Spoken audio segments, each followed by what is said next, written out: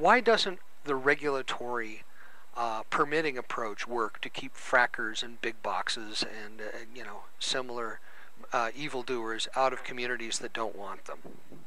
Well, there's basically two reasons. One is that although a lot of people see the regulatory approach as regulations put into place to protect health, safety, and welfare, the history of the regulatory system is that regulations have been used by those in power, most recently corporate interests, to actually legalize the certain harms that couldn't occur without the permit being in place. So in other words, if you wanted to dump formaldehyde from a textile bleaching plant into a stream or a river, and there was no permitting or regulatory process allowing you to do so or issuing you a permit to do so, if you then did it anyway and discharged it into the river or stream, you could be liable to riparian landowners as well as folks downstream, others that use the waterway. You could be liable to them for payment of damages for damages that you've done to their property or to their interests. And if you have a permit to do so, in other words, there's a regulatory program in place that allows you to put in 6 parts per million of formaldehyde into the waterways, that the permit in many ways serves as a shield to liability. And in fact, it's given a name under law. It's called the permit shield defense, which means that you can't be held liable for things that were done under state authority or state permitting authority, those types of things. And so the regulatory system, at least in our eyes, is used to legalize certain harms to occur. And on the flip side of that is that the regulatory system is used very much hand in hand with laws in the United States that have developed to say that municipalities can't say no to legal uses. And the way it works is that a factory farm or a corporate farming operation is deemed to be a legal use under the law. And generally the way that happens is the state sets up a regulatory system that issues a permit to the factory farm corporation that wants to put it in, and by establishing the regulatory system or the permitting process, it actually makes it a legal LEGAL use under the law. And then the bigger structure of the law kicks in to say that a municipality can't prohibit what the state allows. And if the state allows something through a regulatory permitting process, then a municipality, our communities are banned from prohibiting that use from within the municipality, which means that instead of working to ban it, we simply end up enforcing the regulations or the permitting framework, and the permitting framework is set up to allow the thing to occur. And so we generally get relegated to second-class citizens because we've been shunted to the side about whether we can say no to something, and instead we're shot into that regulatory system where we're just working to enforce the regulations that are written by the corporations ostensibly to regulate the corporate activity. But that's where we end up in the process. Okay, very good. And why is it necessary for a community rights ordinance to repudiate certain provisions of the U.S. Constitution? Well, there are certain provisions that have developed through constitutional law over the past 200 years that make it impossible for a community to ban fracking under that existing framework. So, for example,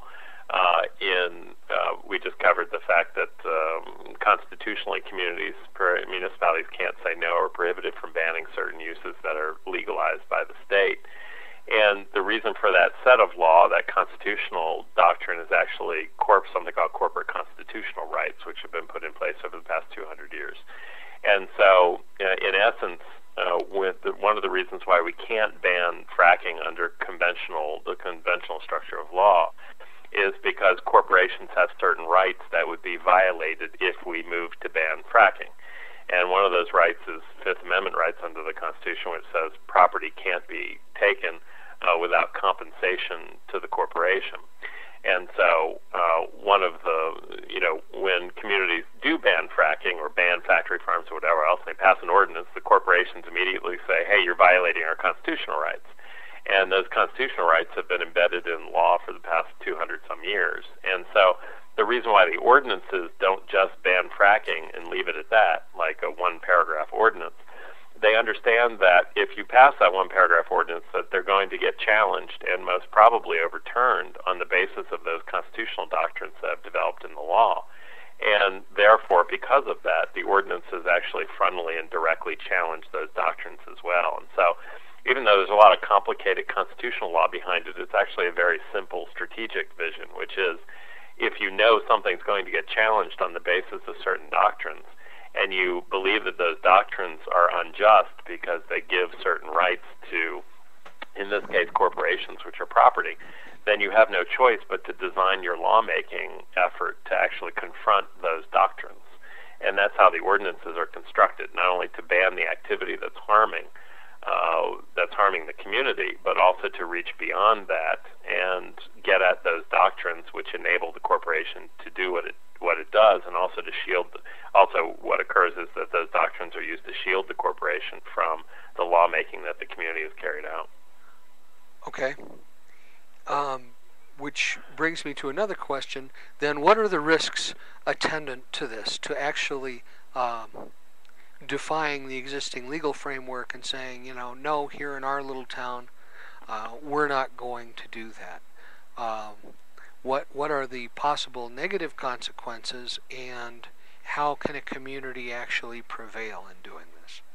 I guess that's two questions. Well, there are a lot of risks, and which is why not everybody does this work. It's really only for the communities that are courageous enough to move forward to actually do it, because in essence, the way the law is structured, if you want to take on corporations under the law, you're in the same legal position as if you want to ban African Americans from sitting at lunch counters in your community. In other words, the law doesn't treat corporations any differently than people, because corporations are persons under the law as the structure of law treats them. And so the barriers that we've built in the law to stop communities from actually banning African Americans from sitting at lunch counters are the same protections that corporations have gotten and have seized over the last 200 years to actually protect them against community lawmaking. So in the eyes of the law, they're looking at a community. They see no difference between a community banning African Americans from lunch counters versus communities openly challenging corporate rights and seeking to keep corporations from doing certain things in their communities. So that means the barriers are set very high in that we want to give utmost protections to certain people so that they're not discriminated against by communities. The problem is that corporations have sought that same status and have gotten that same status, which means that when communities move forward to actually begin to directly challenge those corporate powers, that the corporations have all the tools in their toolbox that, for example, an African American would have in suing a community to overturn a prohibition on African Americans sitting at lunch counters. And it's a very dangerous situation because the corporations are then put in the same position as the people that have attempted to protect over history, which is racial minorities and all kinds of other minorities, which means the tools that they have available to them include suing not only to overturn the ordinance that's been adopted by the municipality, but also to sue for damages, to actually punish the municipality for daring to challenge corporate power. And some of those damage awards can be quite large against a municipality, because if you're trying to punish the municipality, then those damage awards have to be enough to actually punish the municipality. And so let's say you sit on 500,000 cubic meters of natural gas and an ordinance is passed to prevent the corporation from actually accessing that gas.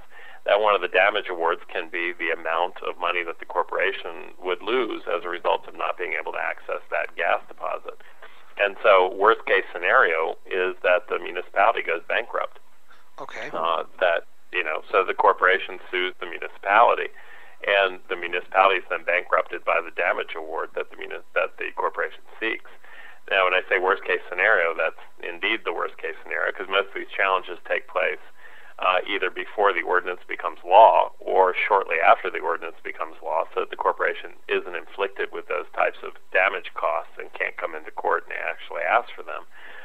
But if we're really serious about this work, it means that municipal communities are placed on the line and could eventually be liable to corporations for damages that flow as a result of the actions that they're taking.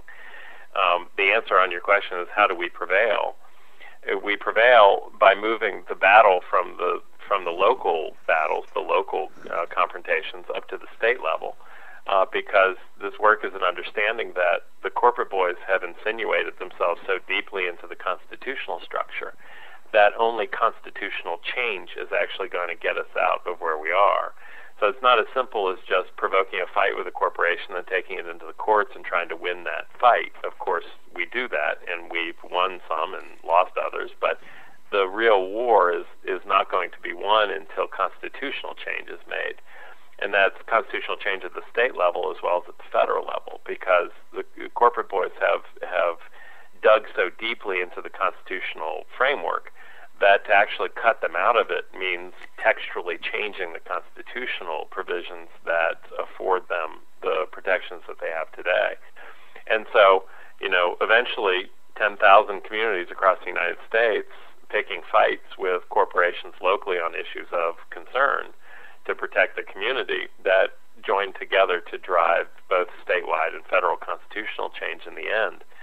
To actually make sure that corporations are not afforded these types of protections so that they can't threaten communities with these types of activities. Okay, so I hear you saying, correct me if I'm wrong, that basically when a municipality enacts an ordinance like this, although it's enforceable, really it's almost a chess move. What we're trying to do is work towards a larger game. It's not an end in itself. We're trying to modify laws at the federal level, ultimately, by modifying them on a lower level.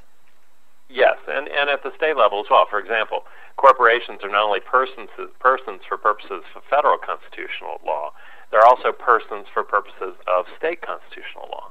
So when you look at the New Mexico Constitution, for example, you'll see the word persons in there. Where the word persons has been used, it's been interpreted as protecting corporate constitutional rights as well. And so, you could get rid of federal constitutional powers for corporations tomorrow, but the corporate boys would begin using those state constitutional provisions. In fact, they do already. They just don't rely on them solely, or they don't rely on them primarily. And so the deal is you got to change everything. That's what this work is about. And the local fights are not the end game, because the local fights eventually end up in the courts, and the courts are merely interpreting what existing law says. And existing law says, and has said for 150 years, that corporations have certain constitutional rights. They then work to vindicate, the courts work to vindicate those constitutional rights. As long as we're caught within that vortex at the local level, and we're not pushing it to a higher level, we're agreeing to abide by that higher law. And that higher law is not on our side. It's actually on the side of property and commerce and the corporate stuff. And so those local fights get thrown into the courts. There are two reasons to do that. Number one is you may find a court that agrees with you, which is how change also happens, is that even in the civil rights days, you had local courts that began to hold in favor of African Americans, for example. Okay. We will eventually, and have started having courts agree with us, at the local level at least, in terms of who should have rights and whose rights should override others. But not counting on the courts or relying on the courts means turning to the other piece, which is most people believe that we live in a democracy. I mean, most people are schooled to believe that we live in a democratic system. And it takes these individual confrontations, just like the African Americans sitting down at the Woolworth lunch counter, to shock people into understanding that the system does not act democratically, and in fact some interests are enforced over others. And so it's a part organizing, part legal strategy, in which the veil is pulled off of people's eyes to understand how the system actually works. And then with the hope, of course, that courts will begin to uphold these types of enactments, but not holding our breath out for that, but in essence building an organized base of people who are willing and able to push upwards towards state and federal constitutional change, which is now happening in places like New Mexico, and happening to a deeper level in places like Pennsylvania, where we now have folks working to put together county chapters that are eventually going to drive state constitutional change. And so it's a 20, 30-year ball game here. We're in the first couple innings, and the question is whether, my question has always been, how bad does it have to get before communities will begin standing up, seizing their municipal apparatus, and turning it upwards against the resource corporations who are attempting to use their own municipality. And so once that triggers, then it's only a matter of time before a critical mass is reached and communities begin to come together to make that kind of constitutional change. Very good. It's an interesting concept that the same legal structure, or I should say the same legal doctrine that would prevent a city from keeping black people from lunch counters also protects large corporations, because we get that flipped on us on a regular basis. I mean, the question that comes up over and over again is, well, if you can just like toss the Constitution aside, what's to keep you from reinstituting slavery? Right, and there's no easy way to answer that question except to say this isn't about throwing the baby out with the bathwater. This is actually about creating a system where rights can be preempted. In other words, that the federal government's Bill of Rights, the 14th Amendment and the 15th Amendment and the stuff coming out of the Civil War, that the federal rights structure can trump the state rights structure, the state rights structure can trump the local rights structure. But what we have right now is not rights preemption. What we have right now is corporations using the state level, for example, to prohibit municipalities from banning natural gas extraction. So it's something else other than rights.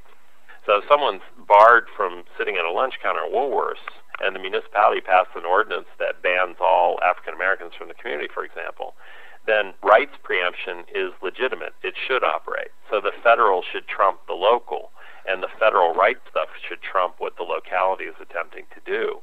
But right now we have a system of law that doesn't just recognize rights preemption, it recognizes preemption for any reason by the federal or state government over the local, over the community.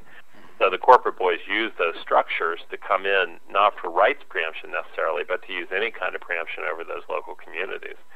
But you're right, the Section 1983 of the federal law, the 42 U.S.C. 1983, which was passed as a civil rights protection for African Americans after the Civil War, uses the word persons, and corporations have jumped into 42 U.S.C. Section 1983 to define persons as corporations. So a law originally intended to protect African Americans after the Civil War is now used by corporations to sue municipalities, because in the eyes of the law, there's no difference between a corporation and an African American.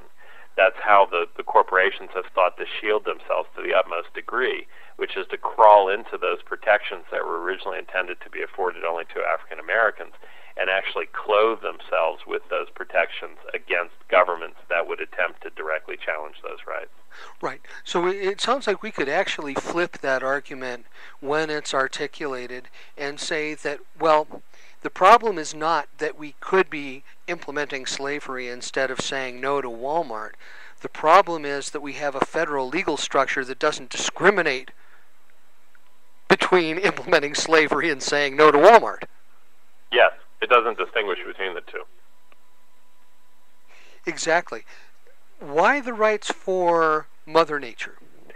Well, the reason for the rights of nature material is because the regulatory system is not about protecting nature. The regulatory system is about legalizing certain activities that harm nature. So even when the regulatory system is working perfectly, all it's doing is regulating the rate at which the natural environment is destroyed, or the rate at which the natural environment is developed. And so there's never been an environmental rights movement. There's never been an environmental movement in the United States because it's never been based on rights of ecosystems or rights of nature. It's always been based on regulating nature as property, because under our system of law, nature is treated as property. So if you own a 10-acre piece of land, your deed to the property carries with it the right to actually destroy the ecosystems on that property. That's how the law is set up, because property ownership, one of the bundle of rights, is actually the right to destroy. So if we're serious about environmental protection, it means putting in a basis of law that actually is like tough love in some ways. I don't know whether you remember when Congress was doing base closures and didn't trust themselves to actually decide which bases were closed, and so they set up the BRAC committee, the Base Review Committee, and said, okay, whatever the committee comes up with, we're going to be bound to whatever they decide. It was kind of like tough love, knowing that they couldn't make the decision democratically, so they needed somebody to impose it upon them. the rights of nature stuff does that. It sets up a body of rights-based law that actually controls and borders what kind of activities we do, which are legal and those that are not legal. And it puts a new definition in place which says we can carry out projects and activities as long as they don't violate the rights of ecosystems and natural communities. And then it defines what those rights mean. And so it attempts to put a rights-based system in place to protect nature and ecosystems rather than have nature and ecosystems treated as property. On specific things, which is where the question usually comes up, is to say, well, what does this mean specifically? The answer is we don't know. Because through jurisprudence and court decisions and those types of things, you have to have individual conflicts that occur to decide what the language actually means. We can say in some ways what it means for sure, like in western Pennsylvania when they do longwall coal mining, and the longwall coal mining actually dewaters streams and rivers in western Pennsylvania, thus destroying the ecosystem, that's a violation of ecosystem rights because you're actually totally destroying the ecosystem. And one of the rights of the ecosystem is the right to life, that it survives. And so, there are activities that are on that side of the spectrum which actually destroy an entire ecosystem. There are then activities on the other side of the spectrum that have collateral effects on ecosystems that don't affect their right to exist or flourish. And then there's a range of activities in between that have an impact on ecosystems, and then the question becomes, are they destroying the ecosystem or are they impacting the flourishing of the ecosystem? But all those standards are to come. And the U.S. is so far behind in a lot of things. In Ecuador, they're now training judges to actually examine claims that their nature's rights provisions in their federal constitution have been violated. And they're setting up special courts in Galapagos to actually decide whether the rights of the Galapagos are being violated by certain claims that are brought.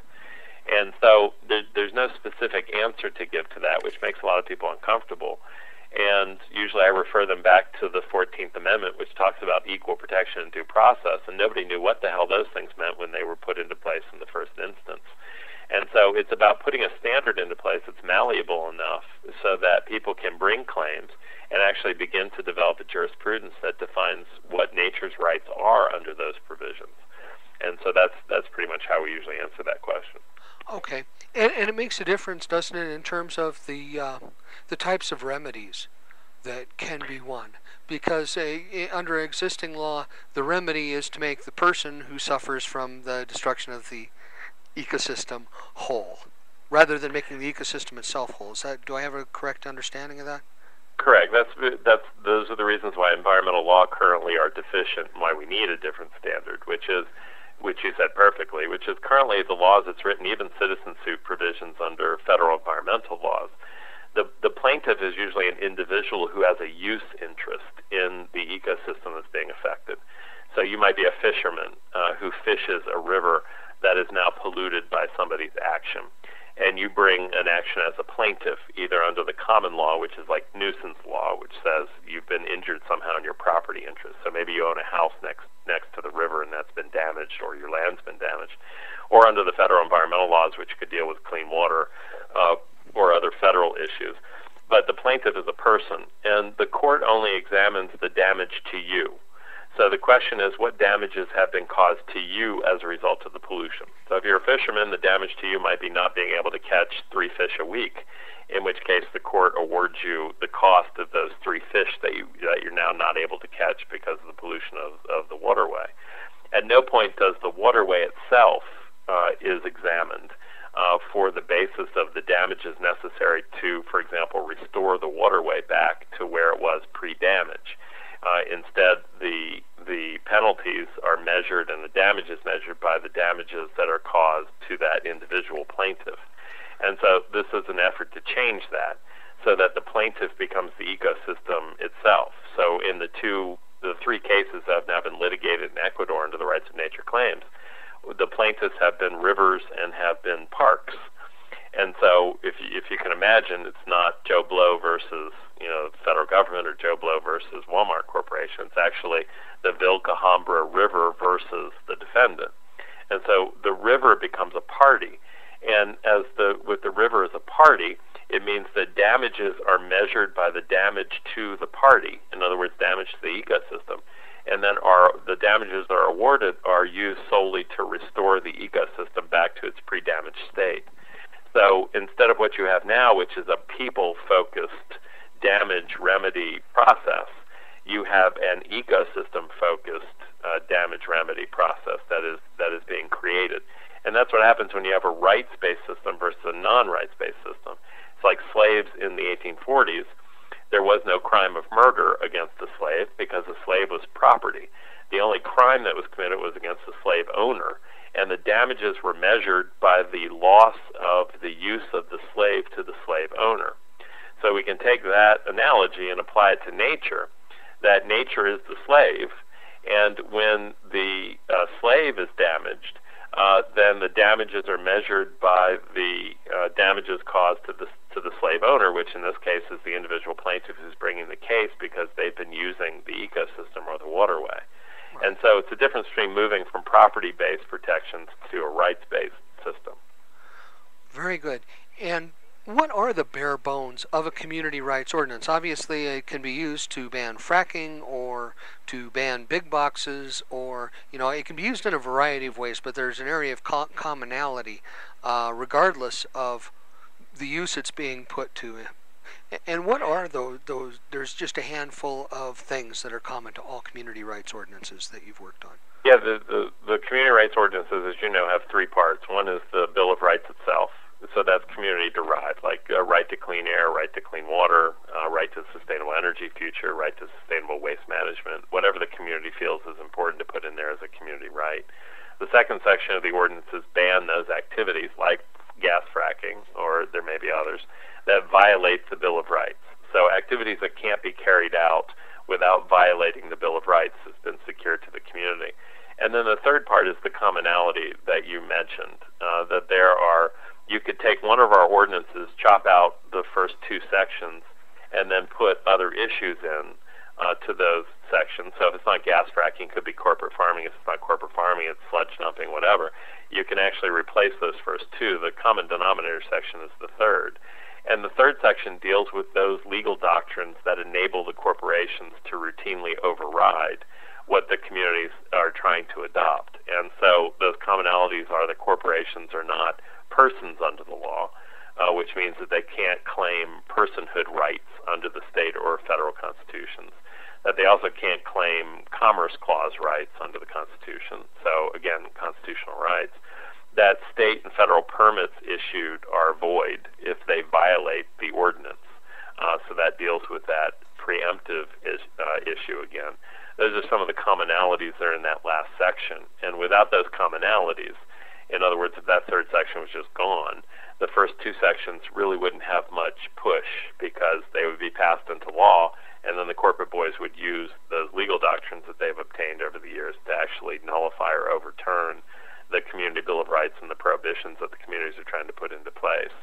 So it's that third section that actually is the common denominator that contains those direct challenges to the legal doctrines that would routinely allow the corporate boys to override the first two parts of the ordinance. Right. And how have community rights ordinances fared in the courts thus far? Well, they haven't really hit the courts yet. And so a lot of this is first impression stuff. In addition, the ordinances are continuing to evolve. So, for example, the Community Bill of Rights ordinances that we had 3 years ago are now morphing into more advanced vehicles. But again, the courts are any kind of call at this point. Local courts are more likely to uphold the Community Bill of Rights approach because, of course, it's expanding out civil, political, and environmental rights at the local level, which ostensibly is what this country is supposed to be based on, is these assertions of rights. But at the same time, courts using existing legal doctrines are more apt to overturn the ordinances because we're in a situation where that is the overriding current law of the land. I will say we won 4 pre-election ballot challenges over the past 16 months, in which the corporate boys are now working to actually keep these laws from appearing on ballots through citizen initiative. So it's either through home rule charter amendments or citizen initiatives where people gather signatures and put it on the ballot, they've been suing to keep them actually off the ballot, to try to intervene to stop them from going onto the ballot, because they understand that once they get to the ballot, and once people vote on it, there's a learning process that takes place, and eventually this movement builds that we've been talking about over the next 20 or 30 years. The corporate boys are trying to make that stillborn. They're trying to kill it before it actually is birthed. And so they've now started to bring a series of challenges to stop the initiatives before they even appear on the ballot, contending that they're unconstitutional and illegal and shouldn't be ballot placed. And so we've had 4 of those over the last year or so, and we've won each one because the courts have stepped in and said the question is not whether these are constitutional or not at this stage of the game. It's whether they should go on the ballot because they've been petitioned for. Constitutionality challenges can come later, but people need a chance to vote on these. And so we've been pretty pleased at the outcome there. Oh, that's great. And have any municipalities been bankrupted or near bankrupted as a result of having enacted one of these ordinances that was then challenged in the courts? No, and in fact, none of the ordinances have been challenged, both the older ones and also the somewhat newer ones. None of those have come even with a damage claim. So when we say worst case scenario about bankruptcy, we actually mean that. That's way, way worst case scenario. Right now, the corporations are content to sue to get the thing overturned, but they haven't asked for damage awards against the municipality, so the requests haven't even been made, let alone a request of the size that would throw into question bankruptcy of a municipality. But I think we have to be prepared for that day to come, because eventually, 1,000 communities, we have 140 right now, but you have 1,000 communities passing this stuff, the corporate boys are going to punish those municipalities harder and harder. But right now there's been very little sacrifice by municipalities because they put the ordinance on. If it gets overturned, it gets overturned, but there hasn't been any damage award. In fact, there haven't been any requests yet for damages against those municipalities. Very good. And to clarify, you've used the term corporations punishing the municipalities with damages, but are we actually talking about punitive damages in the legal sense, or are we talking about the corporations attempting to claim ruinous real damages? It's real damages. I use the word punitive just as a shorthand for punish. Generally, you can't get... Well, I take that back. You can get punitive damages in the strict legal sense under Section 1983. Section 1983 of the law is the civil rights violation provision that says if you violate a corporation's constitutional rights that you can be liable for damages, and that damage award has been read as allowing for purely punitive damages.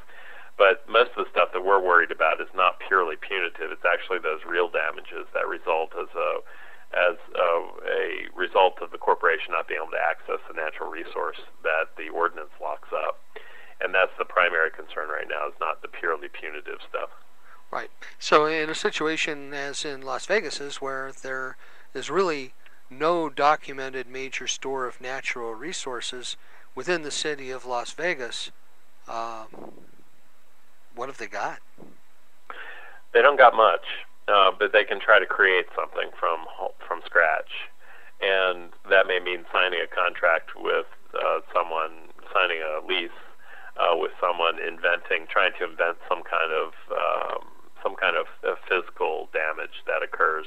I don't know what that may look like, but I wouldn't put it beyond them to do so.